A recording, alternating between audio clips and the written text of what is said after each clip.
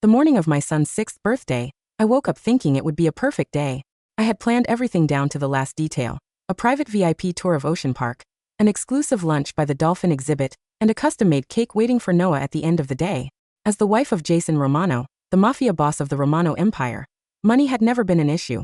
But love? Loyalty? That was another story. The hospital visits had drained more than just my energy. Stage 4 brain cancer was a slow, cruel thief, stealing my time, my future. But I had kept it a secret from Jason. He had made it clear he didn't have time for meaningless worries. "Don't waste my money on hospitals, Emma," he'd said, barely looking up from his phone. "You always overthink things." I wasn't overthinking. I was dying. But today wasn't about me. It was about my son. By noon, Ocean Park was filled with excited children, the scent of salt water and fried food lingering in the air. Noah pulled me toward the giant shark tank, his small fingers warm in mine. "Mommy, look. It's so big." I laughed, pressing a kiss to his curly hair. "Bigger than you?" He nodded eagerly, his excitement making my exhaustion worth it. Then out of nowhere, his voice lit up with even more excitement. "Mommy, look. Daddy's here too." I frowned. "Jason? That wasn't possible." He had told me he was handling business. That he was too busy to even call Noah for his birthday. I followed my son's gaze, and the world beneath me crumbled.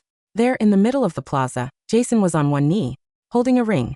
For Lily, my younger sister, the one who had cried to me about her failed relationships. The one I had comforted after every heartbreak. The one who had sworn Jason was like a brother to her. She stood there with wide, teary eyes, hands covering her mouth. "Marry me," Jason said, his voice clear, steady, like this was the most natural thing in the world. Lily let out a shaky sob, nodding furiously. "Yes. Oh my God, Jason, yes." My entire family, my mother, father, aunts, uncles stood around them clapping, as if this was something to celebrate. As if I wasn't standing right here. The ring slid onto Lily's finger, and I felt something inside me snap. Noah tugged at my sleeve, confused but excited. "Mommy, is Daddy giving Auntie Lily a present? Can I go too?" I couldn't breathe. Then, as if she had just noticed me, my mother's smile faltered. The applause faded. One by one, their gazes turned to me. Jason slowly rose to his feet, locking eyes with me. There was no guilt.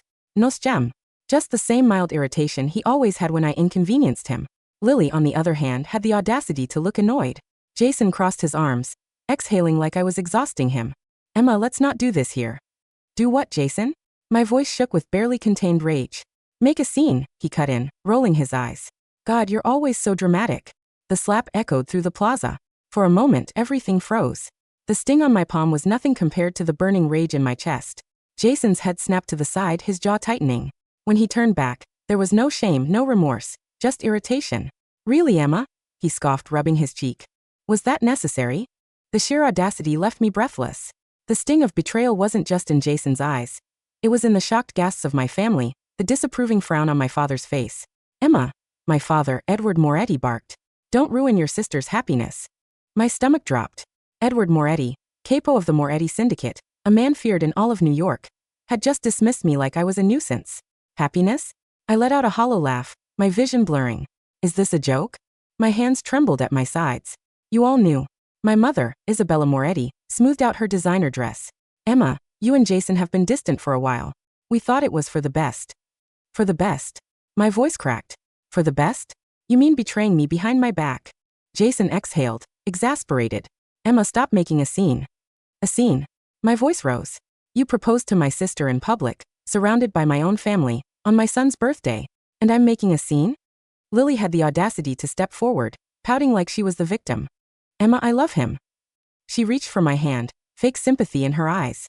"I didn't plan this, but..." I jerked away like her touch was poison. "Don't touch me." Her face twisted with irritation.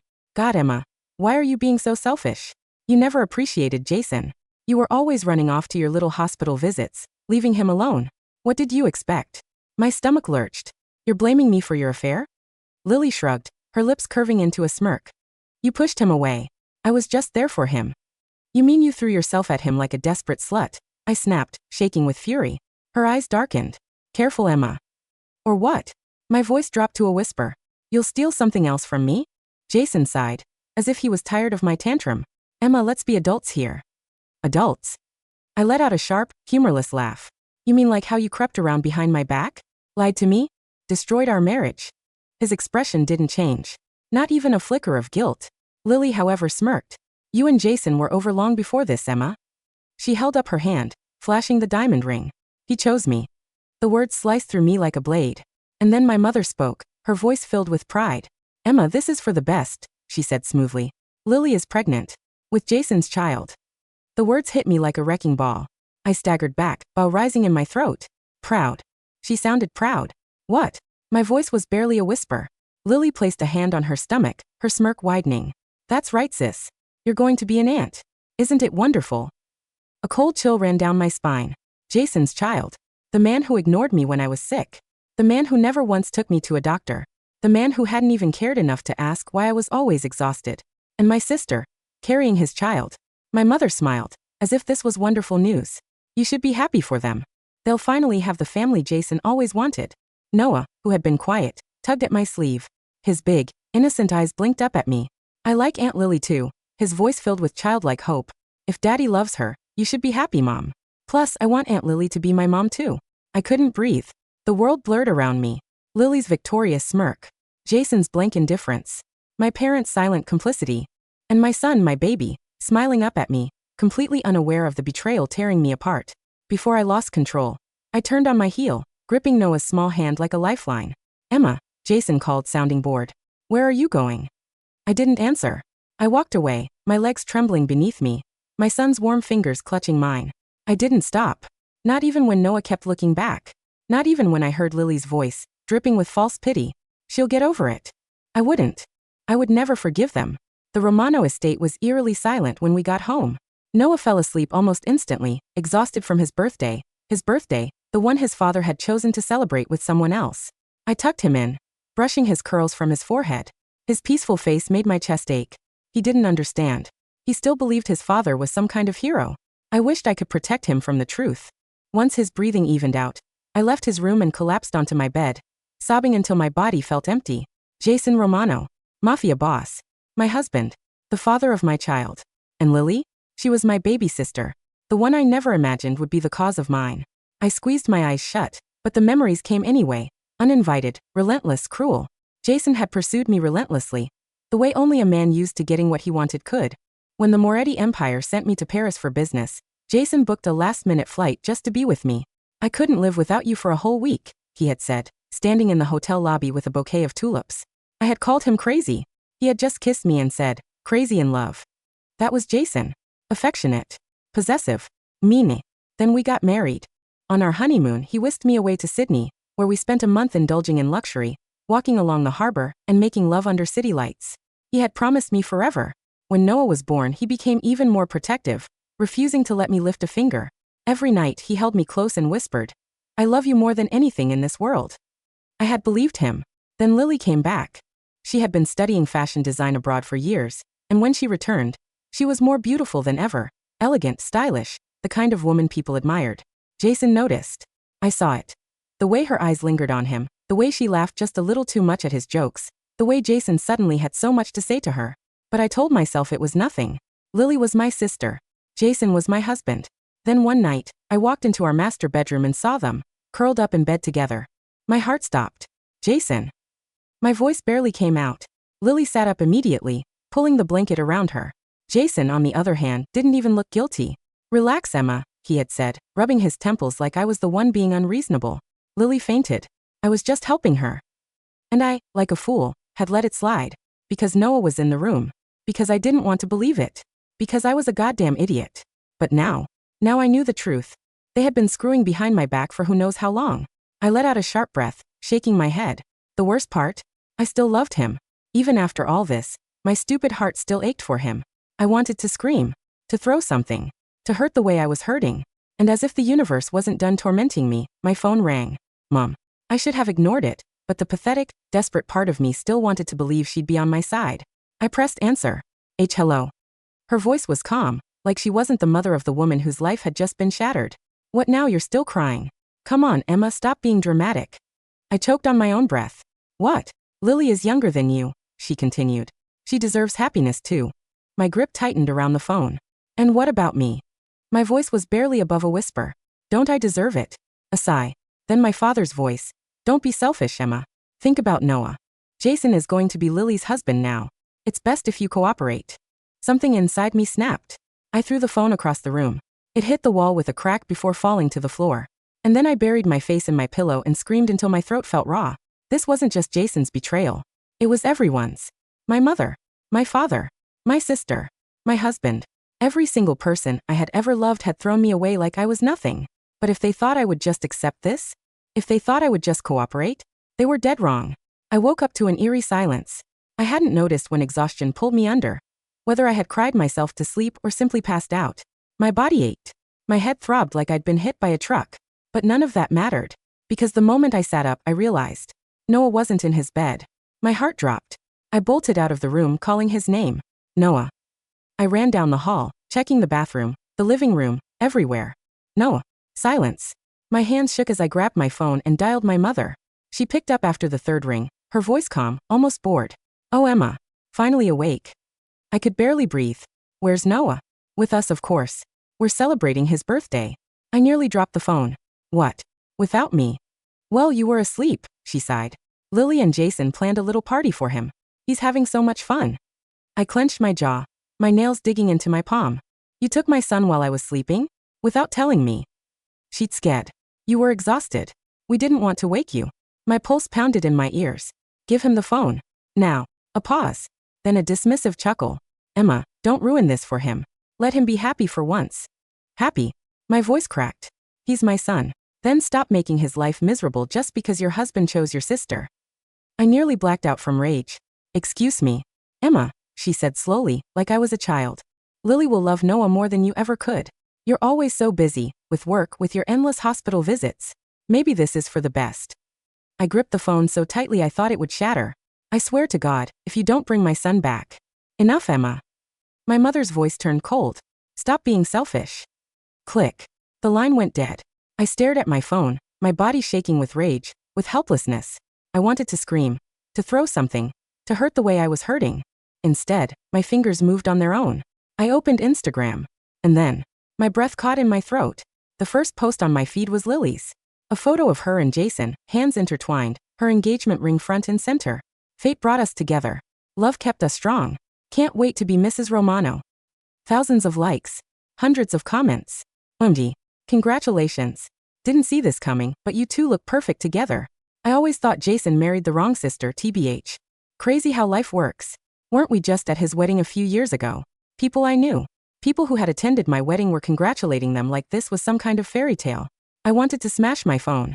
But then, another photo. My vision blurred. It was Noah, sitting on Jason's lap, laughing, arms wrapped around Lily's neck. They looked like a happy, perfect family. Like I never existed. A sharp, stabbing pain tore through my skull. My vision spun, the pounding inside my head unbearable.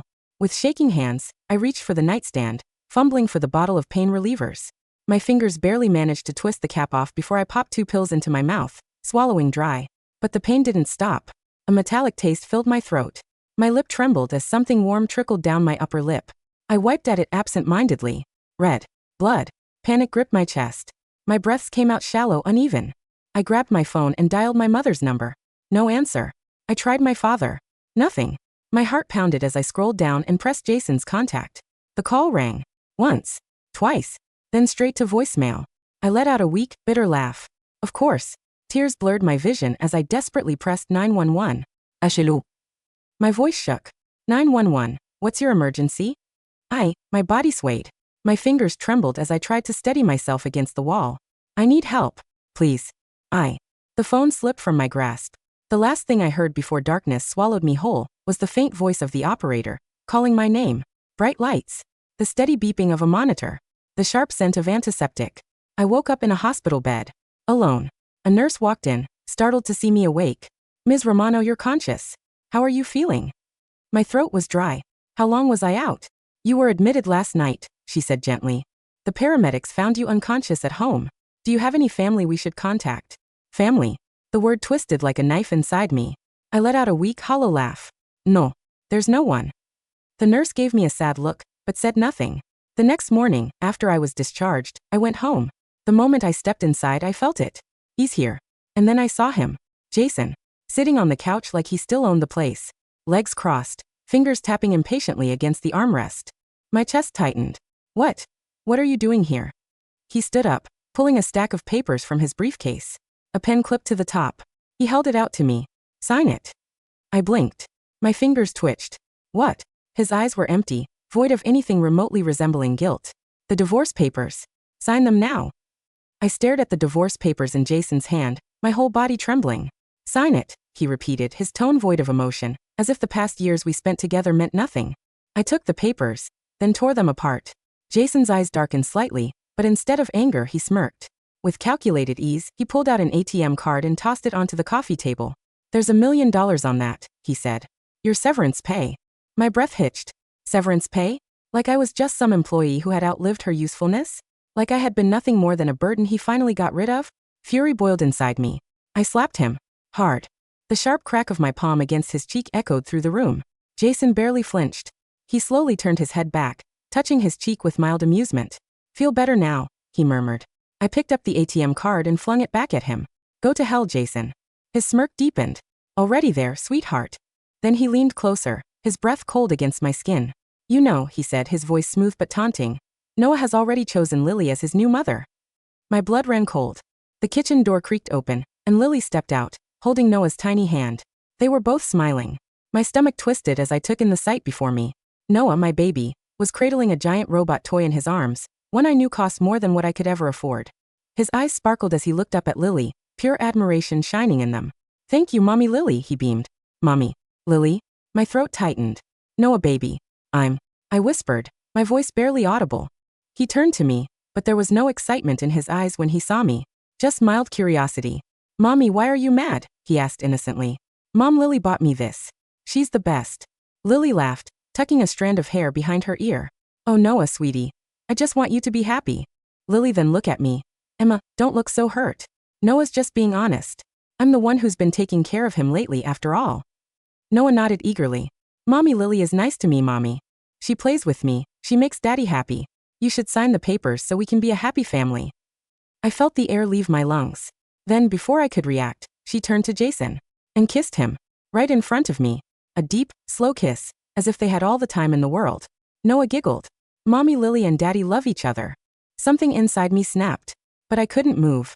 I just stood there, frozen, like a fool, like an idiot, watching my husband, my first love, kiss my sister while my son cheered them on.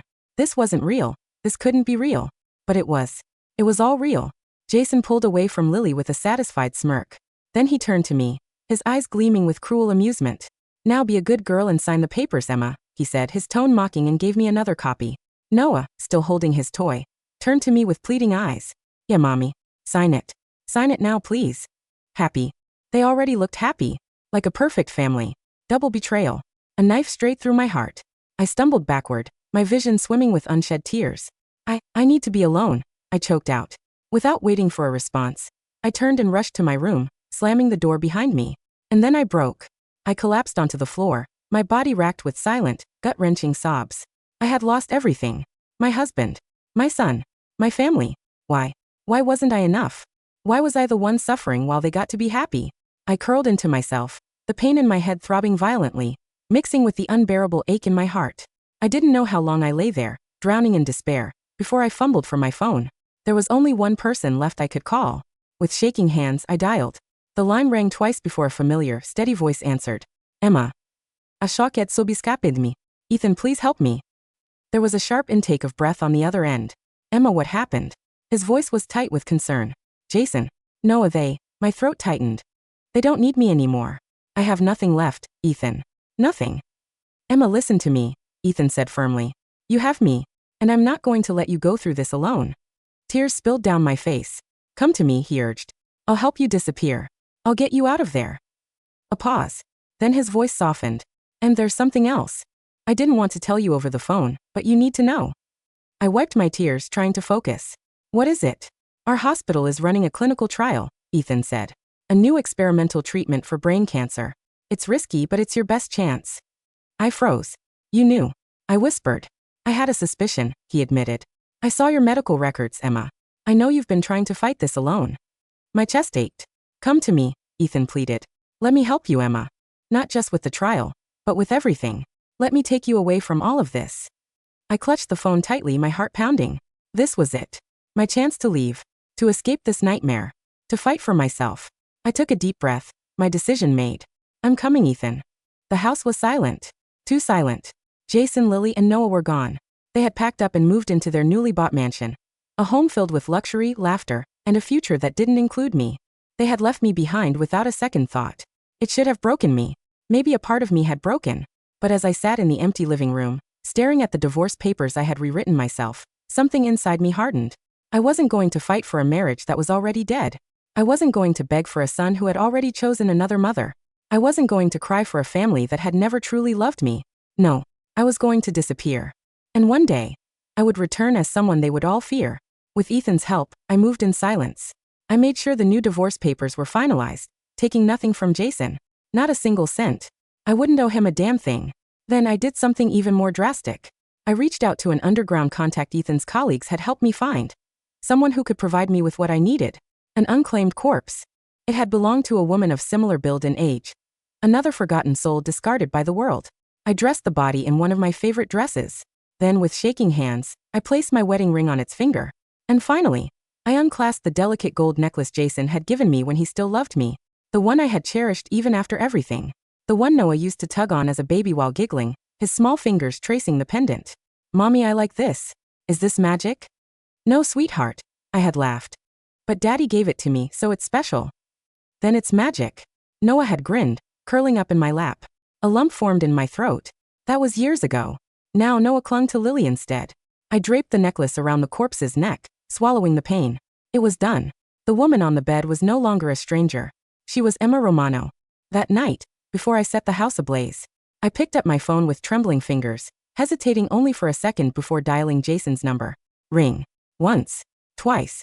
3 times. No answer. Of course. I already knew why. My mother had told me everything when she called me earlier. Oh, Emma. I didn't know how to tell you, but Jason, Lily, and Noah. They left for Paris this morning. Paris. A honeymoon for Jason and Lily. A family vacation for my son. Without me. A sharp, hollow ache spread through my chest, but I crushed it down. I called again.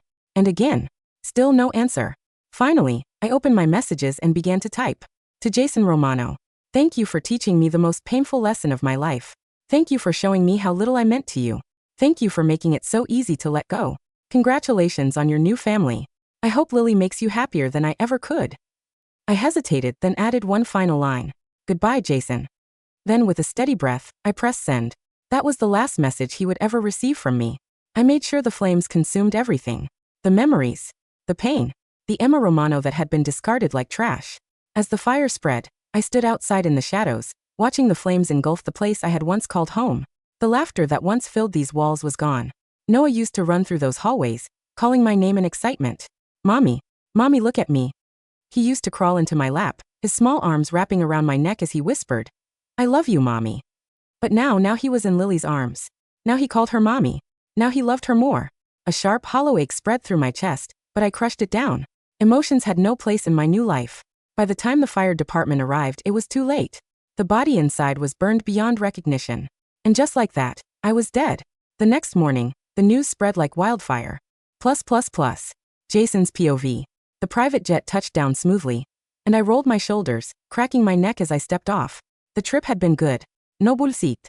No drama. Just business and pleasure. Lily was glowing, still high off our honeymoon. Paris had suited her. Designer clothes, fancy dinners, the whole fucking dream she'd always wanted. She clung to my arm like the perfect little trophy wife, soaking up every second. Noah had been happy too. Kid didn't hesitate to call her Mommy. Didn't even fucking look back. And for the first time in years, I felt something close to peace. Emma was gone. Not dead, of course, just out of my life. The past. A fucking ghost. She'd served her purpose, and now she was just another chapter one had no reason to reopen. As my car pulled up to the estate, I exhaled slowly, rubbing my temples. My phone buzzed in my pocket. I ignored it. Business could wait. It buzzed again. And again. I sighed, pulling it out, ready to snap at whoever the fuck was blowing up my line. Dozens of missed calls. A shit ton of unread messages. I frowned, scrolling. Most were from unknown numbers. Some from business associates. But one message caught my eye. Emma Romano. My grip tightened around the phone as I opened it. Thank you for teaching me the most painful lesson of my life. Thank you for showing me how little I meant to you. Thank you for making it so easy to let go. Congratulations on your new family. I hope Lily makes you happier than I ever could. Goodbye, Jason. A strange fucking feeling settled in my gut, something sharp and off. But before I could process it, Lily grabbed the remote and turned on the TV. The news anchor's voice filled the room. Emma Romano, former wife of CEO Jason Romano, found dead in fire. The smoke smelled of wet soot, melted plastic, and the metallic tang of high-grade accelerant. Jason Romano stood at the edge of the police cordon, the yellow tape fluttering. In the cold morning wind, the lake house, the quiet retreat he had bought Emma during their second year of marriage, the one she had begged him to visit when she felt lonely, was nothing but a blackened skeleton of charred timber and collapsed roofing. We recovered the remains from the master bedroom, Mr. Romano, the lead investigator said, his voice muffled by a heavy wool collar. He held out a small, transparent evidence bag. The fire was intense. Most of the structure collapsed inward, but we found this near the left hand of the deceased. Jason didn't look at the investigator. His eyes were fixed on the plastic bag. Inside lay a delicate gold necklace, its clasp partially melted, the fine links blackened by soot. It was the necklace he had bought her in Sydney. He remembered the night he gave it to her, the way the harbor lights had caught the gold, the way she had smiled, as if he had handed her the sun. He remembered Noah, barely a toddler, pulling on it with his chubby fingers, laughing while Emma gently untangled his hand. Goodbye, Jason. The words from her final text message seemed to echo in the hollow space of his chest. It wasn't grief he felt, not yet. It was a strange, disorienting friction. For 8 years, Emma had been a constant, quiet fixture in his life, always waiting in the background, always accepting his coldness, his absences, and his anger. She was the one who kept the house warm, who kept Noah safe, who existed as a peaceful harbor while he navigated the bloody waters of the New York underworld. To have her suddenly vanish, reduced to a handful of ash and a melted piece of jewelry, felt like a structural pillar had been silently removed from beneath his feet. Jason? A soft, manicured hand slid into his coat pocket, her fingers cold against his wrist. Lily stood beside him, her face buried in a silk scarf, her eyes wide and watery. She looked beautiful, even in the gray morning light, but the sight of her did nothing to ease the tightness in his jaw. The police said we can leave, darling, Lily whispered, her voice trembling with a delicate, fragile sorrow. It's too cold out here. And Noah is still at the hotel. He's asking for you. Jason slowly turned his head to look at her. Her lower lip was quivering, the very picture of a grieving sister. But as his eyes drifted to her hand, he saw the diamond ring he had placed on her finger just a week ago. The contrast between the bright, sparkling stone and the blackened ruins behind them felt sudden and jarring. Where is your mother? Jason asked, his voice flat. She's with Noah, Lily said quickly, tucking a stray lock of hair behind her ear. We didn't want him to see this. He's so young, Jason. We have to protect him. We have to be his strength now. Jason pulled his hand out of his pocket, leaving her fingers dangling in the cold air. He walked toward his SUV without waiting for her. Get in the car, Lily, he said, not looking back. As the heavy door of the vehicle shut, sealing out the crackle of the police radios and the smell of the ruins, Jason pulled out his phone. He opened his messages and scrolled to Emma's name. I hope Lily makes you happier than I ever could. He stared at the screen for a long time, his thumb hovering over the delete button. But for some reason, his finger wouldn't move. He closed the phone, shoved it into his pocket, and stared out at the gray, empty road ahead. 10,000 miles away, in a private sanatorium tucked deep within the snow-covered peaks of the Swiss Alps, the world was white, silent, and smelling of ozone and antiseptic. I sat by the window, watching the snow fall against the glass. My head was completely shaved, the pale skin of my scalp mapping the delicate blue-tinged scars where the surgeons had entered my skull just 3 weeks prior. The experimental targeted cellular therapy was not a gentle cure. It was a violent, systematic war waged inside my own body. For the first month, the fever had been so intense that I had hallucinated, seeing the flames of the lake house rising from the pristine white snow outside my window. I had screamed for Noah, my fingers clawing at the sterile bedsheets until they bled, begging Jason to save our son from the fire. But the fever had broken. The target cells had done their work.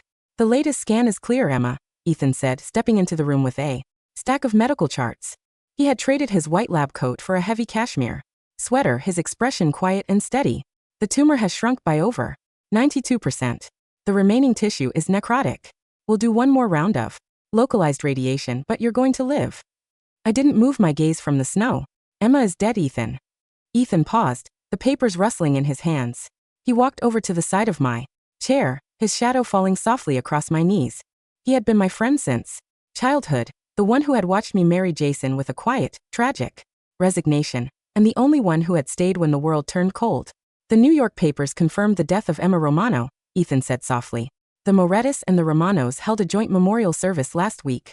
It was quite grand. Your father gave a eulogy about family unity. A small, dry chuckle escaped my throat, sounding like dry leaves scraping against pavement. A eulogy. How fitting.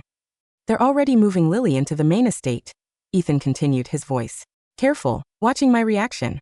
The wedding is set for the spring. Jason is consolidating his hold on the Moretti shipping routes through her. I turned my head slowly to look at him.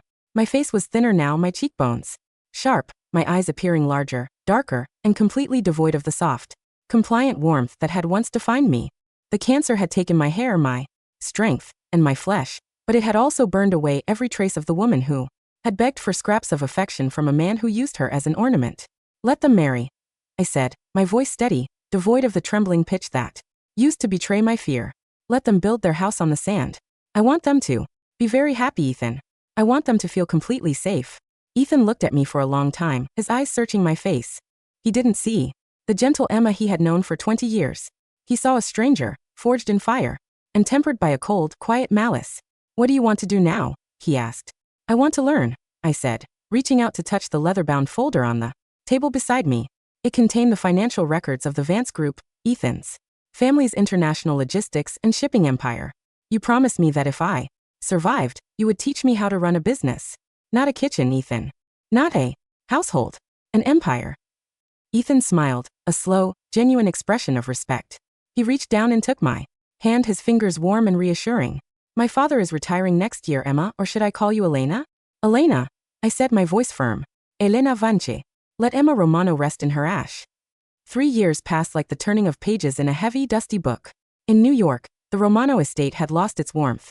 The grand stone mansion in Westchester, which had once been filled with the scent of fresh lavender and the quiet hum of domestic life, now felt like a gilded museum. Lily stood in the center of the master bedroom, her face flushed with anger as she stared at the mountain of credit card statements on the vanity. What do you mean the limit was reached? She screamed into her phone. I am Lily Romano. My husband is Jason Romano. Call the bank manager and tell him to fix this immediately. She slammed the phone down, her breathing shallow. Her beauty, once fresh and delicate, had begun to harden under the weight of her own greed.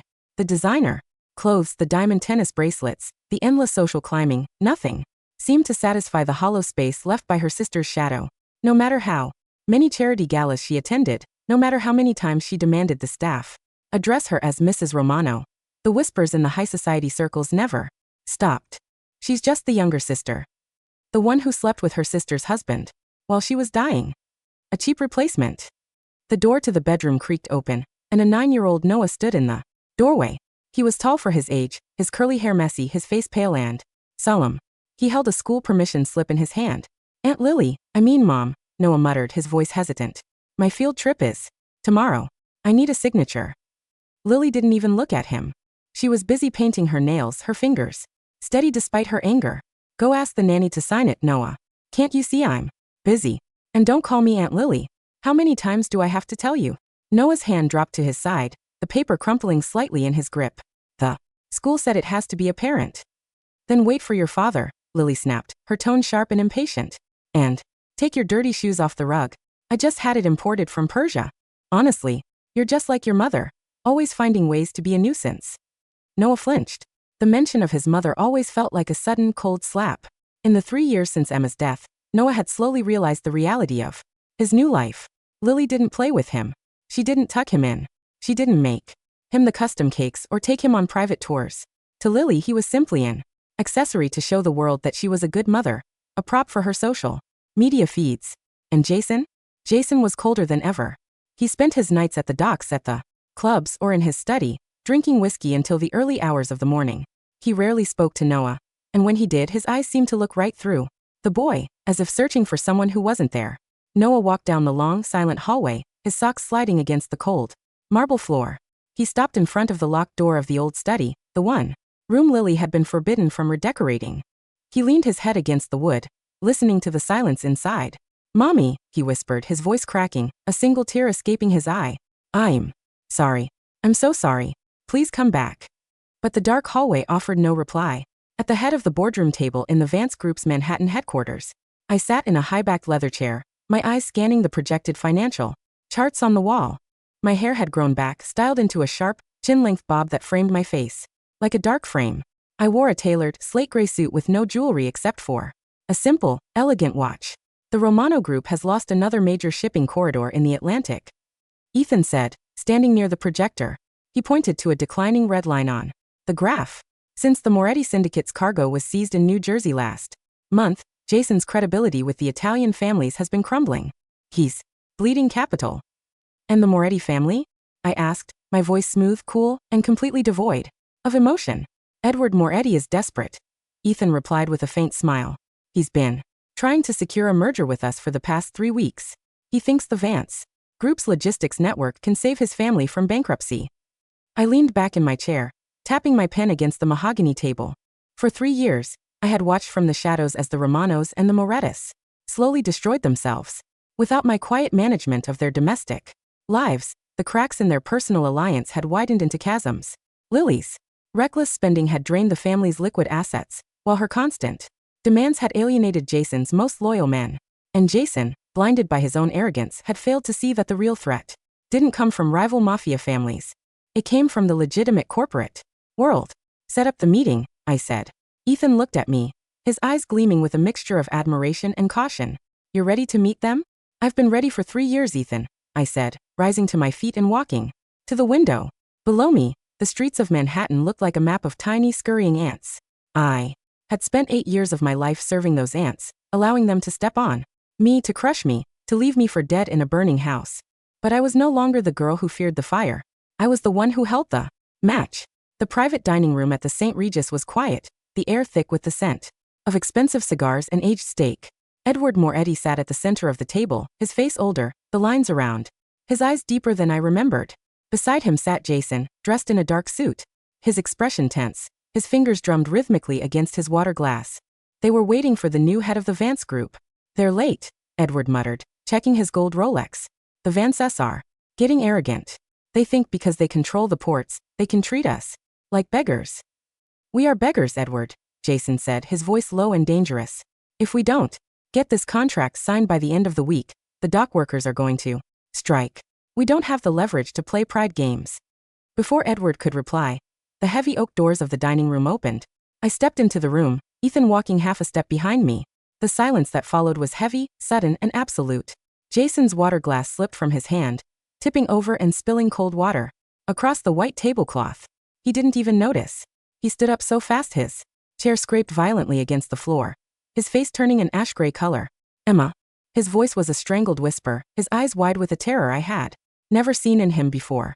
Edward Moretti gasped, his hand flying to his chest, his eyes bulging as if he were looking at a ghost. No. It can't be. I didn't stop. I walked to the head of the table, my heels clicking softly on the hardwood floor. I pulled out the chair directly opposite Jason and sat down, smoothing my skirt with a calm, deliberate motion. Good evening, gentlemen, I said, my voice clear and polite, carrying the refined, cold tone of a woman who had never known the warmth of their kitchen. I am Elena Vance, executive director of the Vance Group. Jason's chest was heaving, his hands gripping the edge of the table so tightly. His knuckles turned white. Emma, stop this game. How are you alive? What is this? Mr. Romano, I said, tilting my head slightly, my eyes meeting his with a cold, glassy indifference. I must ask you to address me by my proper name. I understand that my resemblance to your late wife may be startling, but I assure you we are here to discuss business, not family tragedies. Your resemblance? Jason let out a harsh, desperate laugh, taking a step toward me. You have her face. You have her eyes. Do you think I'm a fool, Emma? I know. My own wife. Your wife died in a house fire 3 years ago, Mr. Romano, I replied, my voice not even flickering. A tragedy, from what I understand. Though if the rumors are correct, you were in Paris celebrating your new relationship at the time. So I can't imagine her death caused you much disruption. The words hit him like a physical blow. He staggered back slightly, his face pale, his jaw tightening. Edward Moretti finally found his voice, his hands trembling as he pointed a finger at me. Emma, if this is you, how dare you? How dare you hide from your family? Your mother. She nearly cried herself to death. I turned my cold gaze to my father. Mr. Moretti, I said, the words dripping with a quiet, lethal venom. If I were your daughter, I would remind you of the night you told me to stop being selfish. While my husband proposed to my sister. I would remind you of the father who dismissed my brain cancer as a meaningless worry. But since I am Elena Vance, I will simply say this. Your family's personal drama is of no interest to my board of directors. Ethan stepped forward, placing a thick leather folder on the table between them. We have reviewed your proposal for the harbor merger, Ethan said, his voice professional and cold. The Vance Group is prepared to acquire 70% of the Moretti Syndicate's shipping assets. In exchange, we will clear your outstanding debts and provide a line of credit to the Romano Group. Jason didn't look at the folder. His eyes were still fixed on my face, searching for a flicker of the soft, desperate woman who had once begged for his love. But he found nothing. Why? Jason asked, his voice cracking. If you're not Emma, why are you doing this? I leaned forward, resting my elbows on the table, my face inches from his. Because Mr. Romano, I whispered, a cold, elegant smile touching my lips. I like to watch things burn. And from where I sit, your empire is nothing but dry wood. The news of Elena Vance's identity, or lack thereof, spread through New York high society like a fever. Lily sat in the living room of the Romano mansion, her face twisted with a mixture of terror and jealousy as she stared at the photos of me at the St. Regis that had leaked to the press. It's her! Lily screamed, throwing a crystal vase against the wall, where it shattered into 1,000 pieces. I know it's her. She's come back to take everything. She's come back to destroy me. Shut up, Lily! Jason roared, walking into the room. He looked exhausted, his eyes bloodshot, his clothes wrinkled. He hadn't slept in 3 days. Don't tell me to shut up, Lily hissed, running to him and grabbing his lapels. You saw her, Jason. Is it her? Tell me the truth. Did you touch her? Did you look at her the way you used to look at me? Jason shoved her away, his expression filled with a sudden, intense disgust. She didn't look at me at all, Lily. To her, I was just a bad investment. And she was right. What do you mean? The Vance Group has bought out our creditors, Jason said, his voice hollow. They own the mortgages on our warehouses, our ships, and this house. If we don't sign the merger documents by tomorrow, they will foreclose on everything. We will have nothing, Lily. Not even a roof over our heads. Lily staggered back, her face turning pale. No, they can't do that. Your father-in-law, Edward. Edward is signing his own papers, Jason sneered. He sold us out to save his own skin. He's transferring all the Moretti assets to the Vance Group in exchange for a quiet retirement package. He doesn't care about you, Lily. Never did. At that moment, Noah ran into the room, his eyes wide with hope. Is Mommy back? I saw the pictures on the computer. It's Mommy, right? She's alive. Lily turned on him, her face contorting with a hideous, desperate rage. She's not your mother, you stupid brat. Your mother is dead. She burned to death. Because she was weak, and she abandoned you. Stop asking for her. She grabbed Noah by the arm, shaking him violently. Lily, let go of him. Jason shouted, but before he could move, Noah yanked his arm away, his small face hardening into an expression of pure hatred. You're the one who's weak. Noah screamed at Lily, his voice echoing through the grand hall. You're mean and you're ugly, and Daddy doesn't even love you. Nobody loves you. I hate you. I wish you had died in the fire instead of my mom. Lily raised her hand to strike him, but Jason grabbed her wrist, his grip so tight she let out a sharp cry of pain. Touch him again, Lily, Jason whispered, his voice dangerously quiet, and I will personally ensure you find out what it feels like to burn. Noah didn't wait to see the end of their fight. He turned and ran out of the house, his small legs carrying him down the long, winding driveway of the estate, tears streaming down his face as he ran toward the city. Chapter 7, The Cold Light of Day. The rain began to fall as the sun set over the Hudson River. I stood on the balcony of my penthouse, watching the drops smear against the glass. The city lights were beginning to flicker on, reflecting off the dark water like spilled ink. The elevator bell chimed behind me, and Ethan walked out, his face solemn. Emma, he said quietly. Noah is downstairs. My hand tightened around my glass, but I didn't turn around. How did he get here? He ran away from the estate, Ethan said, walking over to stand beside me. The security guards found him wandering near our office building in the rain. He was cold, wet, and he refused to leave until he saw you. He knows, Emma. I closed my eyes for a brief moment, the image of my small, curly-haired boy rising in my mind. Mommy, I want Aunt Lily to be my mom too. The memory of his words at the amusement park, the way he had discarded me for a giant toy and a pretty face, still carried a faint, dull ache. But it was no longer a wound. It was a scar, tough and insensitive to pain. Bring him up, I said. A few minutes later, the door opened, and Noah stepped into the room. He was wrapped in a large, warm towel, his hair wet and plastered to his forehead, his body shivering slightly. He looked so small in the middle of my grand, sterile living room. He saw me and his breath hitched. He dropped the towel and ran toward me, his arms outstretched. "Mommy," he cried, his voice filled with a desperate, childlike relief. "Mommy, I knew you were alive. I'm sorry. I'm so sorry for what I said. Please don't leave me again." He reached out to wrap his arms around my waist, but before he could touch my coat, I took a step back. Noah froze, his arms still outstretched, his big, wet eyes blinking up at me in confusion. "Mommy." I looked down at him, my expression calm, peaceful, and completely detached. "I am not your mother, Noah," I said softly. "No, you are," he sobbed, the tears mixing with the rainwater on his cheeks. "You have the same face. You smell like her. Please, Mommy, I don't want to live with Lily. She's mean to me. She pinches me when Daddy's not looking. I want to come home with you." I knelt down in front of him, keeping a deliberate, empty space between us. I reached out and gently brushed a wet curl from his forehead. My hand was warm, but my touch was completely devoid of the maternal tenderness he was begging for. "Your mother was a very sweet woman, Noah," I said, my voice steady and quiet. "She loved you more than her own life. She stayed with a man who ignored her in a house that suffocated her, just to make sure you had a warm bed and a happy childhood. She fought a very painful sickness in secret because she didn't want to worry you." Noah's lower lip trembled, his chest heaving with silent sobs. "But you chose Lily," I continued, my voice gentle but unyielding. "You chose the giant robot. You chose the pretty face. You told your mother to sign the papers so you could be a happy family without her. Do you remember that, Noah?" I was little," he cried, his hands clutching his shirt. "I didn't know. We all make choices, Noah," I said, standing back up and looking down at him. "And the most important lesson you must learn is that some choices cannot be undone. The woman who loved you unconditionally, the one who would have died for you, she died in that fire. Ya Melena Vanche. I don't make cakes, Noah. I don't tuck children in. I don't have a home for you." Noah let out a loud, heartbreaking wail, collapsing onto his knees on my polished hardwood floor, his small body shaking with the realization of what he had lost. At that moment, the elevator doors opened again. Jason stepped out, his clothes wet, his breath coming in ragged gasps. He had followed Noah's tracking device to my building. He saw his son crying on the floor, and he saw me standing over him, cold and magnificent. "Emma," Jason whispered, stepping forward. "Take your son home, Mr. Romano," I said, not looking at him. "He is shivering. He needs a warm bath and a dry change of clothes. Though I suggest you hire a professional nanny. Your future wife doesn't seem to have the maternal instinct." Jason looked at Noah, then back at me. The realization of his complete, systematic ruin was written in the lines of his face.